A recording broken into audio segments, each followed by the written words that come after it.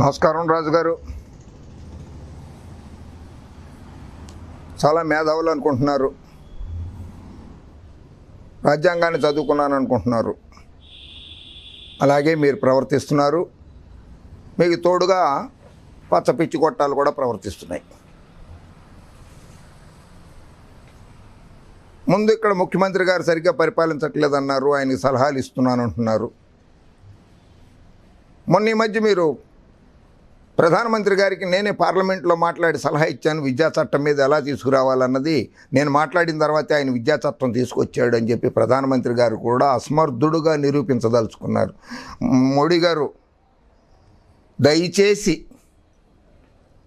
మీరు మీ పదవికి రాజీనామా చేసి ఆ రాజుగారిట ఎవరో ఉవ్విళ్ళు ఊరిపోతున్నారు, ముఖ్యమంత్రి పదవి కోసమో ప్రధానమంత్రి పదవి కోసమో. ఆయనకు ఆ పదవి ఇచ్చేసేయండి సార్. ఎలా పరిపాలిస్తారో ఆయన మాట్లాడాలని సబ్జెక్టు లేదు. విద్య మీద మాట్లాడతారు, మద్యం మీద మాట్లాడతారు, ప్రజారోగ్యం మీద మాట్లాడతారు, దేవాలయాల మీద మాట్లాడతారు, మత ధర్మాల మీద మాట్లాడతారు. ఆయన మాట్లాడాలంటే ఫైనాన్స్ మీద, ఆర్థిక వ్యవస్థ మీద మాట్లాడతారు, ఇంగ్లీష్ మీడియం తెలుగు మీడియం మీద మాట్లాడతారు. ఆయన మాట్లాడని సబ్జెక్టు లేదు. కులాల మీద మాట్లాడతారు, మతాల మీద మాట్లాడతారు. ఆయన మా బహుముఖ ప్రజ్ఞాశాలిలాగా ఉన్నారు సార్ రాజుగారు, ఆయనకి ఇచ్చేయండి. ఆయన అమరావతి రాజధానిగా డిక్లేర్ చేయాలిట. ఆయన రాజీనామా చేయమని చెప్పి చాలామంది జగన్మోహన్ రెడ్డి గారి పార్టీ, వైఎస్ఆర్ కాంగ్రెస్ పార్టీ వాళ్ళు, యువజన శ్రామిక రైతు కాంగ్రెస్ పార్టీ వాళ్ళు అడుగుతున్నారట. ఆయన రాజీనామా చేస్తారట. గెలిస్తే అమరావతినే రాజధానిగా ఉంచేయాలట.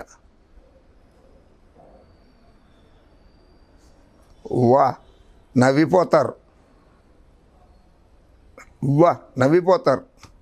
దానికంటే ముందు పని చేయండి రాజుగారు. మీరు చెప్తుంటారు కదా, నాకు డోకా లేదు, నన్ను పార్లమెంటు సభ్యత్వాన్ని రద్దు చేయలేరు వైఎస్ఆర్ కాంగ్రెస్ పార్టీ వాళ్ళని. మీ సభ్యత్వాన్ని రద్దు చెయ్యలేరు. నేను కూడా గ్యారంటీగా ఉంటాను, హామీగా ఉన్నాను మీకు. మీ సభ్యత్వాన్ని రద్దు చేయలేరు. అలాగే అమరావతి రాజధాని కాదు.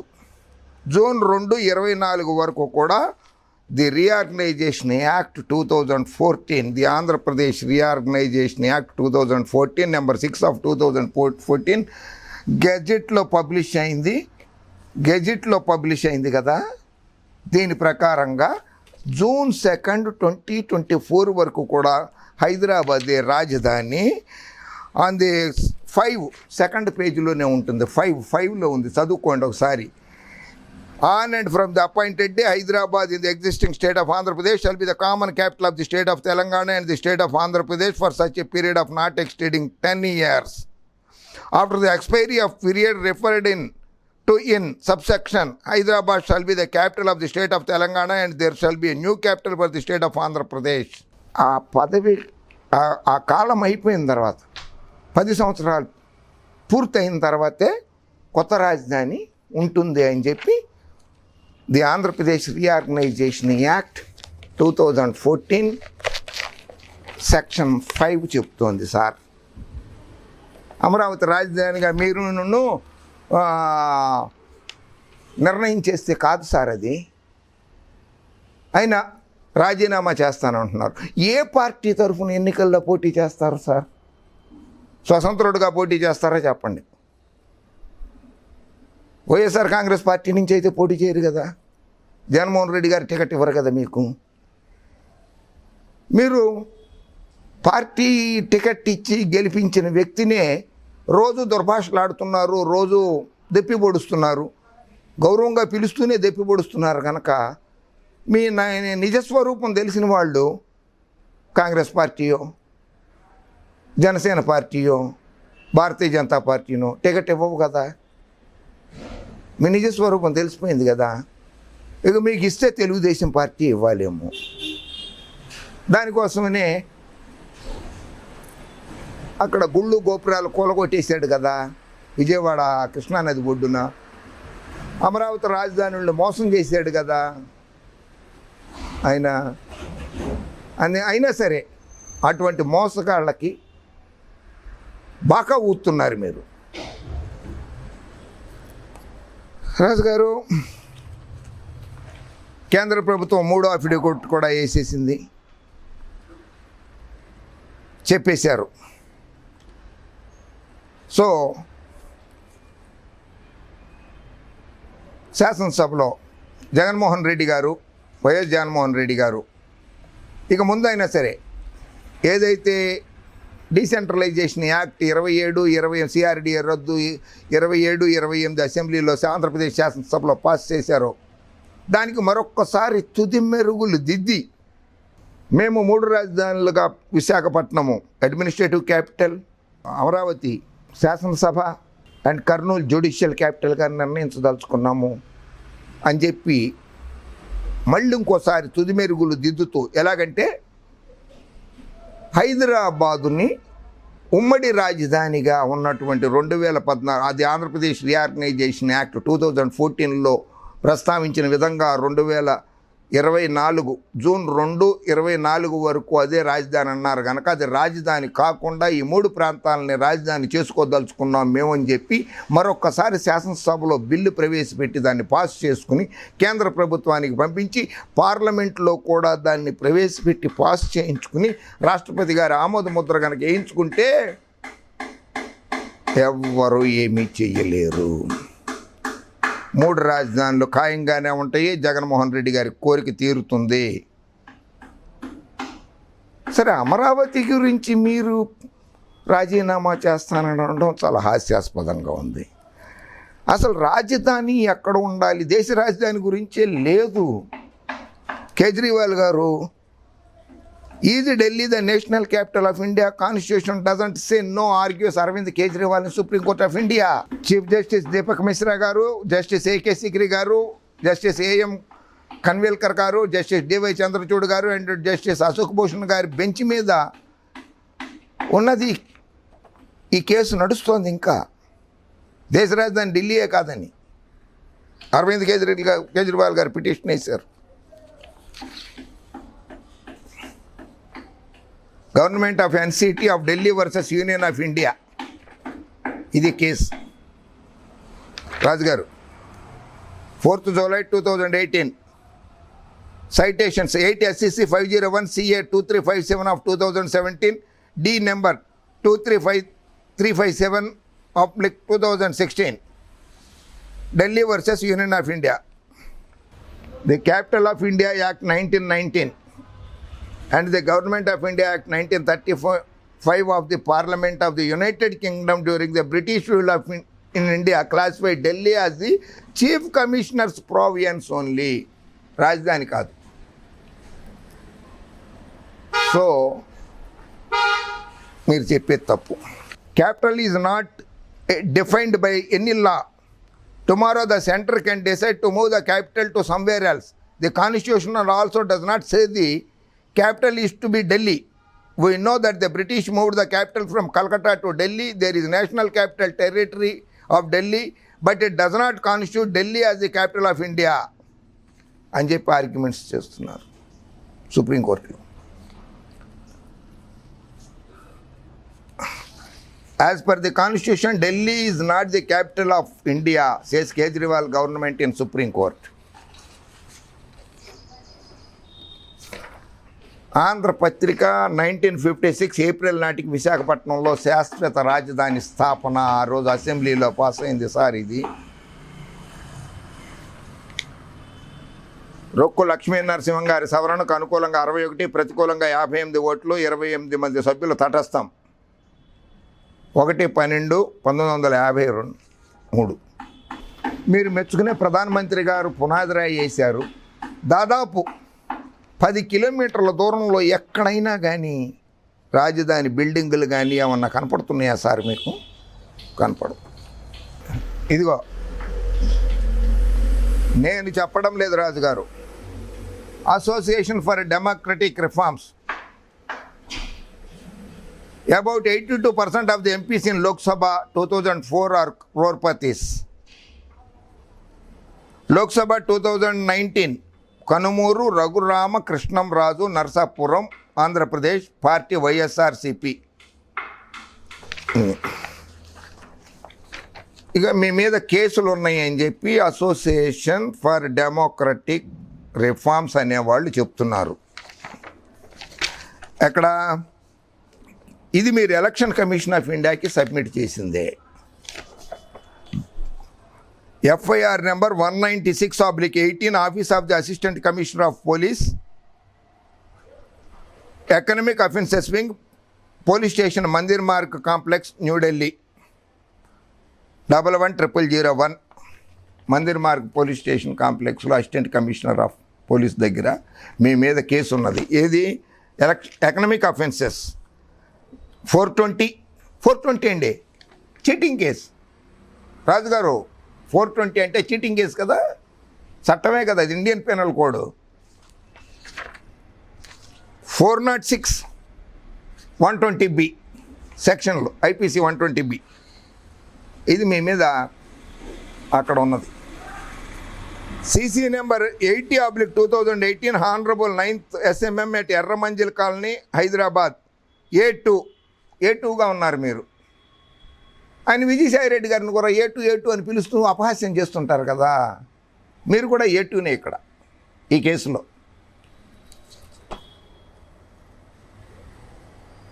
420 IPC 420 cheating, section 138, 142 and NI act. Cheque ఇచ్చారు, బౌన్స్ అయిపోయింది, వాళ్ళకి డబ్బులు అందలేదు, చెక్ బౌన్స్ కేసు అంటారు దాన్ని. నమ్మక ద్రోహం, మోసం, దగా చేయటం అంటారు. ఇవన్నీ పాంప్లెట్లలో వేసి నరసాపురం నియోజకవర్గం అంతా పంచిపెట్టి పోటీ పడండి ఎన్నికల్లో, నేను ఇట్లా ప్రజల్ని మోసం చేశాను, నా మీద ఇలా కేసులు ఉన్నాయి అని. అయినా ఎలక్షన్ కమిషన్ ఆఫ్ ఇండియా ఎన్నికల ప్రవర్తన నియమావళి సెక్షన్ 28 ప్రకారంగా, 42 ప్రకారంగా 3 సార్లు ప్రముఖ ఛానళ్లలో, 3 రోజులు ప్రముఖ దినపత్రికలో నా మీద ఏ కేసులు ఉన్నాయి అని చెప్పి ప్రచారం చేసుకునేటప్పుడు చెయ్యాలి. అది మీరు చేశారా? చేయలేదు. Violation of the code of conduct of election commission of India. ఎన్నికల ప్రవర్తన నియమావళిని మీరు ఉల్లంఘించినట్లు లెక్కే. Honourable 9th SMM at Erramanzil colony, Hyderabad, CC number 101/2018. ఇది కూడా 420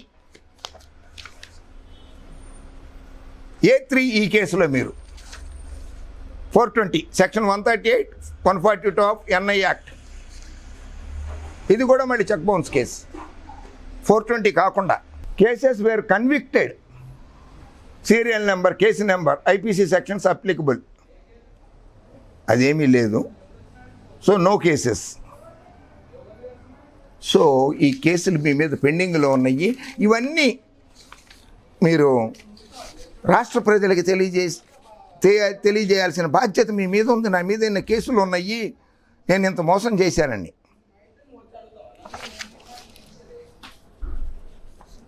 ఇది ఇండియా టుడేలో వచ్చింది మీ మీద, నేను చెప్పడంలా. CBI rights YSR Congress candidates residents officials in loan default case. K. Raghuram-Krishnamraju, who returned to YSR Congress in March, is contesting in this Lok Sabha election from Narsapuram constituency in Andhra Pradesh. CBI వాళ్ళు మీ ఇంటిని ready చేస్తున్నప్పుడు photo ఇది. India today. The CBI today searched the residence and offices of YSR Congress party candidate from Narsapuram K. Raghuram-Krishnamraju for alleged loan default of over ₹947 crore. 947 కోట్ల రూపాయలు default బ్యాంకులకి, financial ఇన్స్టిట్యూషన్స్కి. Raghuram-Krishnamraju garu, who returned YSR Congress in March, is contesting in this election, Lok Sabha election from Narsapuram.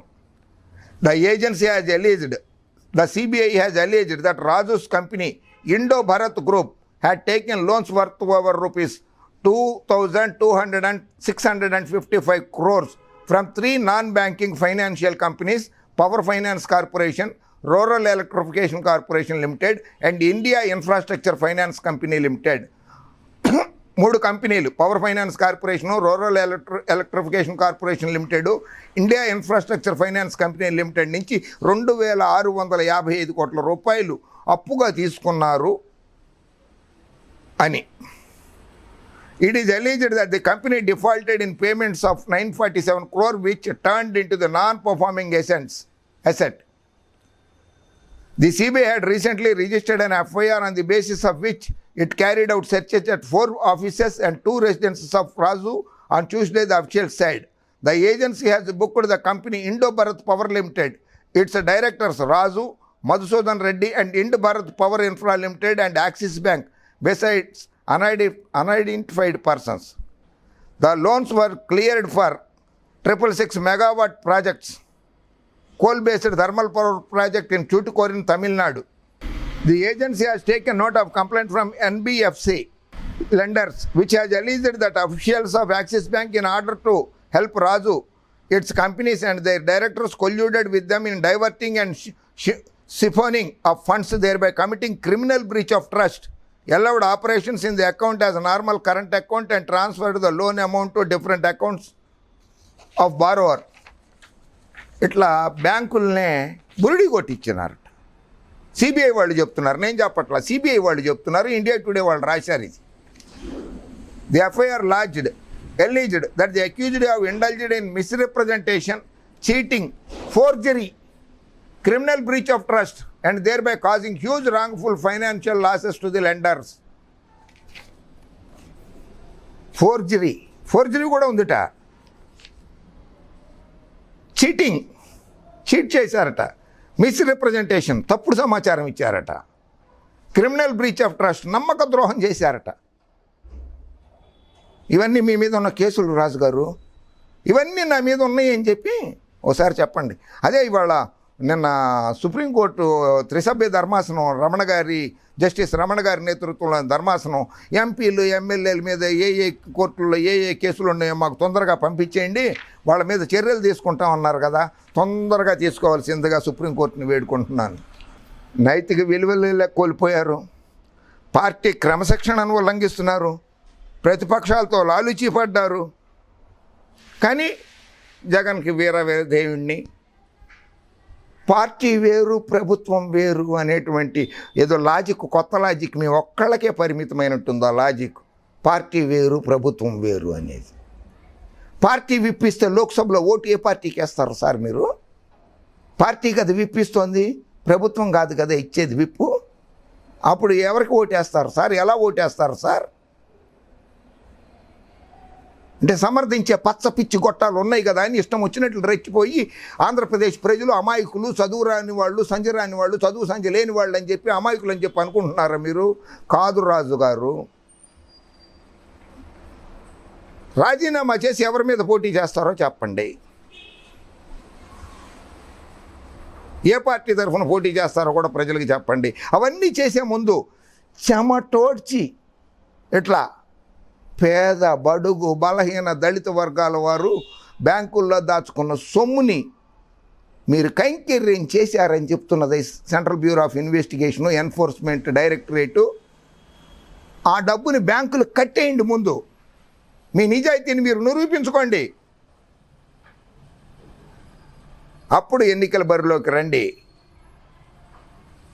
అది సభ్యత, సంస్కారం, నైతిక విలువలు. చాలా మాట్లాడుతున్నారు కదా, నైతిక విలువలు అంటే అవి పేద ప్రజలు కష్టపడి బ్యాంకుల్లో దాచుకున్న సొమ్మది. బీజేపీ వాళ్ళకి ఒక్క వ్యక్తి బలం అవసరంలా, ఒక రాష్ట్ర బలం కావాలి, ఒక ప్రభుత్వ బలం కావాలి. అందుకని వాళ్ళు మీకు టికెట్ ఇస్తారని మాత్రం మీరు అనుకోవద్దు. బషీర్బాగ్ రైతుల గురించి మాట్లాడతారు, అమరావతికి రైతుల గురించి మీరు సపోర్ట్ చేస్తారు, వాళ్ళకి నేను కూడా మద్దతు ఇస్తాను. వారికి అన్యాయం జరగకుండా జగన్మోహన్ రెడ్డి గారు చూస్తారని నేను అనుకుంటున్నాను, ఆశిస్తున్నాను. వాళ్ళకి నైతికంగా నేను మద్దతు తెలుపుతాను. కానీ బషీర్బాగులో అసెంబ్లీ సాక్షిగా పిట్టలను కాల్చినట్టు కాల్చేసిన చంద్రబాబు గారికి మీరు మద్దతు తెలపడమే హాస్యాస్పదం.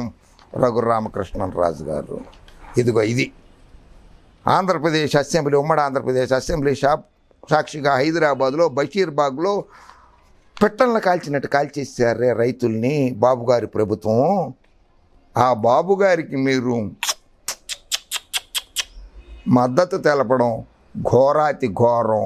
మానవతా విలువలే లేవు మీకు. ఇది నిదర్శనం. రైతుల మీద మీకున్న కపట ప్రేమకి ఇది సాక్ష్యం.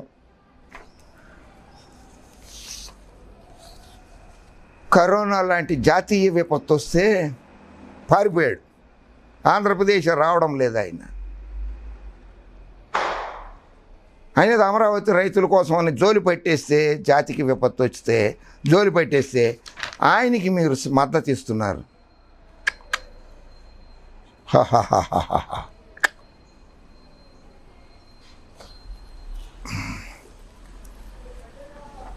నరసాపురం నియోజకవర్గంలో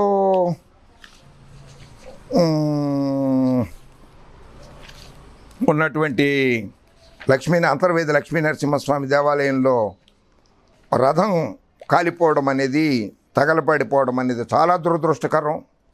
నేను లక్ష్మీ నరసింహస్వామి భక్తుడినే, హిందువుడినే. నేను తిరిగిన దేవాలయాల్లో కనీసం 1% దేవాలయాలు కూడా మీరు తిరుగుండరు.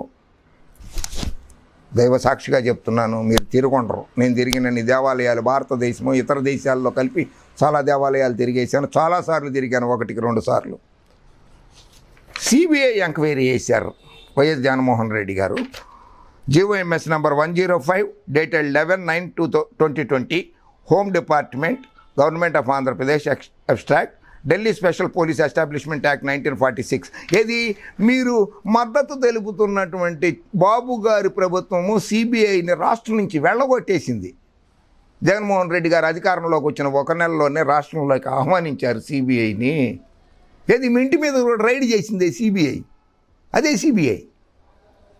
ఇది బాబు గారు ఉండగానే రైడ్ చేసింది. జగన్మోహన్ రెడ్డి గారు వచ్చినాక కాదు మీ ఇంటి మీద రైడ్ చేసింది.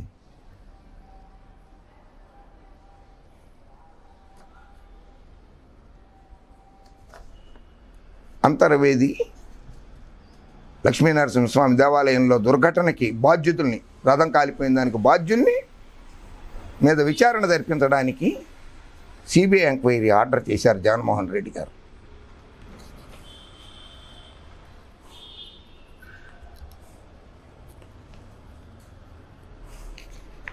అమరావతికి జై కొడితే నేను రాజీనామా అంటున్నారే. ఈయన కూడా అలాగే అన్నాడు. మీరు ఈ పార్టీలో కొంతకాలం కొనసాగినట్లున్నారు కదా, మీరు మద్దతు కూడా తెలుపుతున్నట్లున్నారు కదా అప్పుడప్పుడు. ఆయన కూడా అలాగే అన్నాడు. బంపర్ ఆఫర్ట, అమరావతికి జై కొడితే ఆయన రాజీనామా చేసేస్తాట.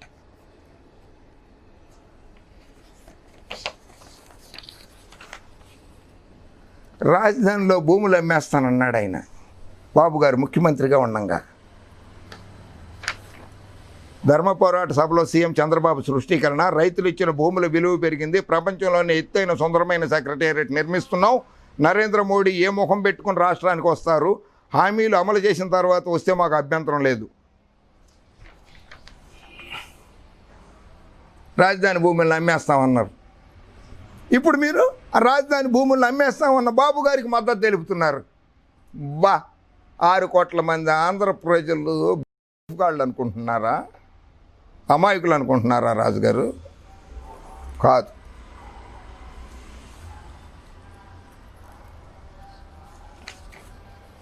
రైతులకు ఉన్న హక్కుల గురించి సిఆర్డీఏ చట్టంలోనే ప్రస్తావించలేదు బాబు గారు. అటువంటి బాబు గారికి మీరు మద్దతు ఇస్తారా?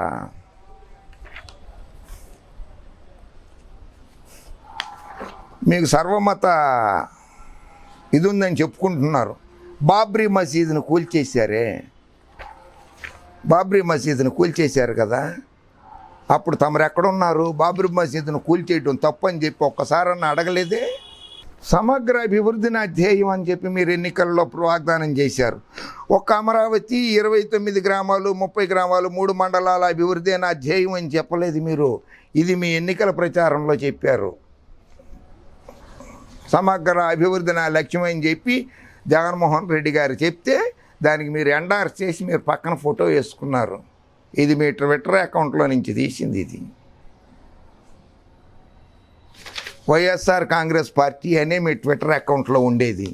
మరి ఇప్పుడు యువజన శ్రామిక రైతు కాంగ్రెస్ పార్టీ అనాలని పిలుస్తున్నారు. మీరు ట్విట్టర్లో పెట్టుకున్నప్పుడు ఎందుకు పెట్టుకోలేకపోయారు? యువజన శ్రామిక రైతు కాంగ్రెస్ అని ఎందుకు పెట్టుకోలేదు రాజుగారు?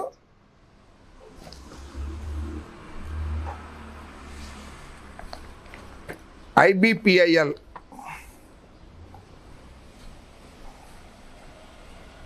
ఇది మీదే కంపెనీ, మీరే డైరెక్టర్, దానికి managing director, chairman and managing director Indo Bharat group కంపెనీస్కి.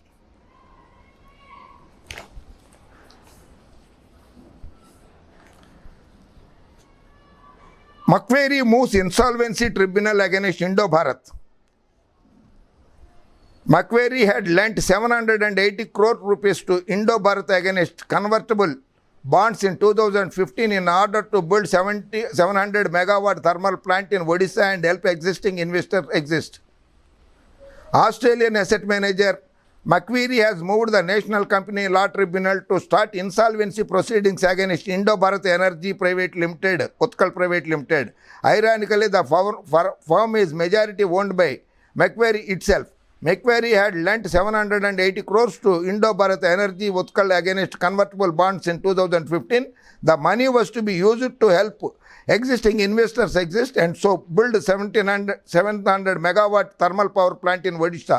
Last year, it converted the bonds to equity, gaining majority ownership. Due to delay in commissioning of the plant, Macquarie last year decided to convert its debt instruments into equity shares to take control of the power plant, said a person aware of the developments on the condition of anonymity, as he is not authorized to speak to reporters. A spokesperson for Macquarie declined to comment. K. Raghuramkrishnamraju, Chairman and Managing Director of Indo-Bharat Group, too declined to comment on the matter. మీరు కూడా ఆ matter గురించి మాట్లాడారు. Australian కంపెనీకి సంబంధించి మీతో ఒప్పందం కుదుర్చుకున్న కంపెనీ గురించి. The PSU companies have alleged that the accused, including Indo-Bharat Group Chairman Raghuramkrishnamraju, Director Masudhan Reddy, diverted the funds disbursed for the implementation of a 660 megawatt coal-based power project in Tuticorin district of Tamil Nadu. Power Finance Corporation, Rural Electrification Corporation and IIFCL together have lodged a written complaint with the Economic Offences Wing of Delhi Police in the matter on October 3rd under IPC sections 420, 406, 120B shows a copy of FIR accessed. Uttar Pradesh వారణాసిలో ఇన్ని దేవాలయాలు కూలగొట్టారు. సాక్షాత్తు ప్రధానమంత్రి గారి లోక్సభ నియోజకవర్గం అది. ఇదిగోండి,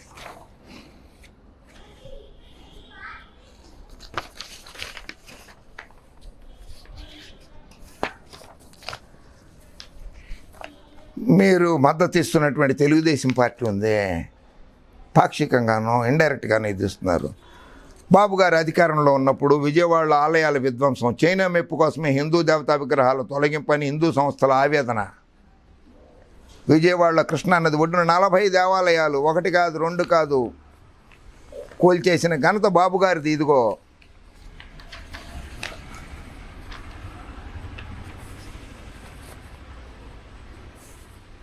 పుష్కరాలలో 30 మంది, అదే మీ జిల్లాలో గోదావరి, ఈస్ట్ గోదావరి, వెస్ట్ గోదావరి, గోదావరి జిల్లాలో గోదావరి నది పుష్కరాలు అప్పుడు షూటింగ్ చేసుకుంటూ 30 మంది చనిపోయారే, అప్పుడు నోరు పెగలలేదా మీకు?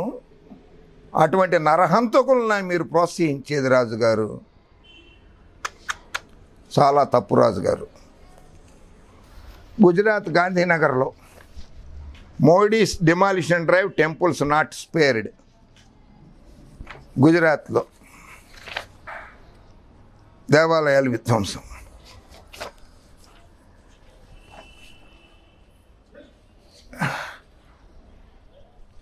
తిరుమల తిరుపతి దేవస్థానంలో 1000 కాళ్ళ మండపాన్ని కూల్చేసినప్పుడు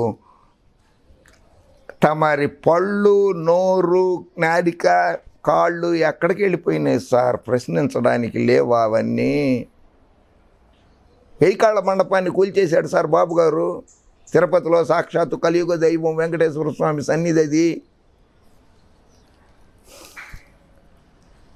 operation temple destruction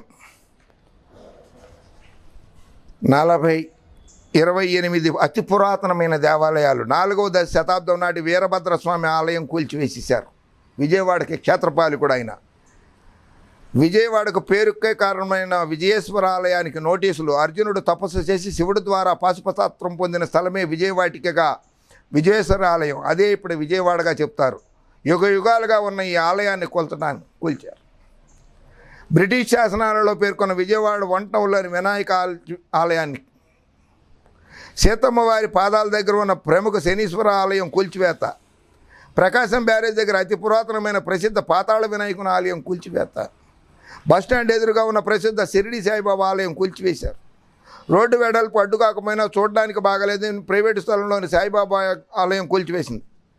కృష్ణలంకలో Shri Anjaneya స్వామి ఆలయం కూల్చివేత, కృష్ణలంకలోని శంకరమఠం కూల్చివేత, విజయవాడలోని 100 ఏళ్ల క్రితం మార్వాడి స్వామి ప్రారంభించిన ఆశ్రమం శివాలయం కూల్చివేత, రాహుకేతువుల ఆలయాలు నేలమట్టం, వన్ టౌన్లోని భవానీ ఆలయం, వెంకటేశ్వర స్వామి ఆలయం, రామాలయంతో పాటు రోడ్డుకు అడ్డంగా లేకపోయినా గోశాలలు తొలగించేశారు. భవానీపురంలోని స్వయంభూ అమ్మవారి ఆలయం నామరేపాల్లో కొండపోయింది. అది అటువంటి బాబు గారికి మీరు మద్దతు తెలుపుతూ జగన్మోహన్ రెడ్డి గారిని వ్యతిరేకిస్తున్నారు.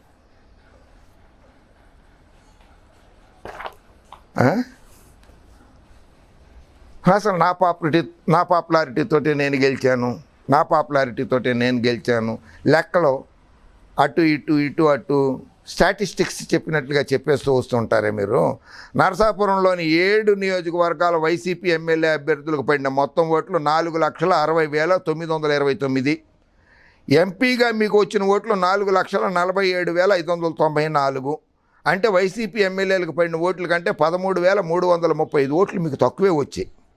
మరి మీ పాపులారిటీ ఎక్కడుంది? మీ పాపులారిటీ ఉంటే మీకు వాళ్ళందరికంటే కూడా ఎక్కువ రావాలి కదా, ఇంకెక్కువ రావాలి కదా ఓట్లు. 2014లో టీడీపీ, బీజేపీ, జనసేన మీద ఇదే నరసాపురంలో వైసీపీ ఎంపీగా పోటీ చేసి ఓడిపోయినటువంటి వంకా రవీంద్రకు వచ్చిన ఓట్లు 4,54,955.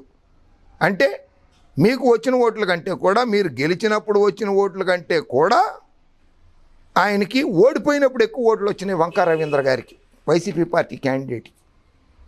అంటే వంకా రవీంద్ర గారికి ఉన్న పాపులారిటీ కూడా మీకు లేదు. నా పాపులారిటీతోటి బాగాలేదు రాజుగారు. మీరు చాలా పెద్దవారు, పెద్ద మనసు ఉన్నవారు, గౌరవనీయులు, గౌరవ పార్లమెంటు సభ్యులు.